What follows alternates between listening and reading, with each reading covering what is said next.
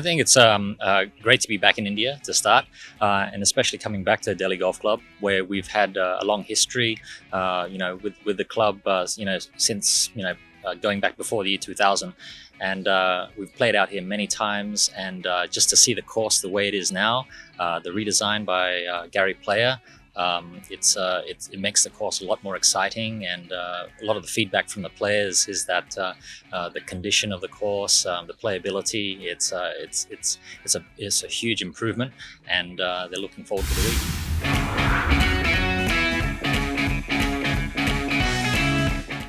This would be great opportunity to just earn a living. But aside from that, from the tour's perspective, I can't really comment much on where the money's coming from, or how it's distributed. But from a professional standpoint, from the point of view of someone playing out here trying to make a living, I think it's a fantastic opportunity.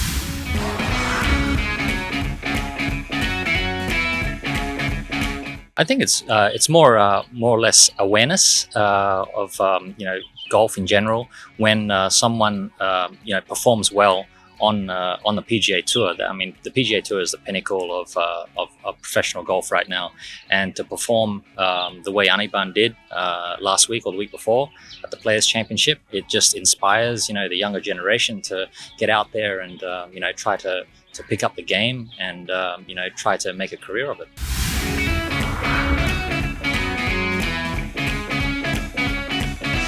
Well, COVID obviously, ruined it for a lot of us out here in terms of where we could play.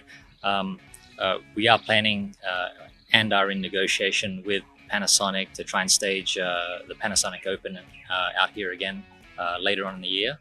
But in terms of having more events than this one and the Panasonic, I think it's going to be a gradual process trying to build that schedule up again, where we're aiming for about 25 events this year, but it's still dependent on travel restrictions that are present in this part of the world. It's a system. I mean, like PGTI, I believe they're planning to stage about 20 events this year on the PGTI calendar. Mm-hmm. So that's the first level of professional golf here in India, where aspiring golfers start out. Then from there, the ADT is on a similar level to that. It's just that we operate throughout Asia in different countries, to give other various nationalities the opportunity as well. In terms of the ADT event here next week, that's confirmed. It's on our calendar. We've got a full entry list, so that's going ahead. We plan to have one after the Panasonic Open India here again later in the year, just to fall off the back of that event, because right now, with all the travel protocols getting into and out of countries, it's very expensive with PCR testing and quarantines. So we need to. It's very hard to stage one like a standalone event as an ADT. So we're trying to put together a string of events, whether it be 2 or 3 events in a row, and that's currently in planning.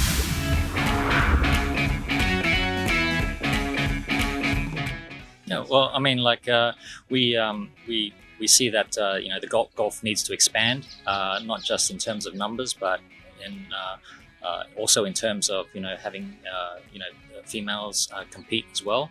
So it's just fortunate that we have a very keen sponsor in Thailand that sponsors these types of formats, and she wanted to do something on a larger scale with the Asian Tour. So we've got the Ladies European Tour involved, and it's going to be a even split 72-72 field, men and women, and they're all competing for the same prize money. I mean, obviously, the tee boxes, they're slightly different in terms of length or the overall course yardage. But I think this is a direction that we need to move in, just to basically expand golf in general.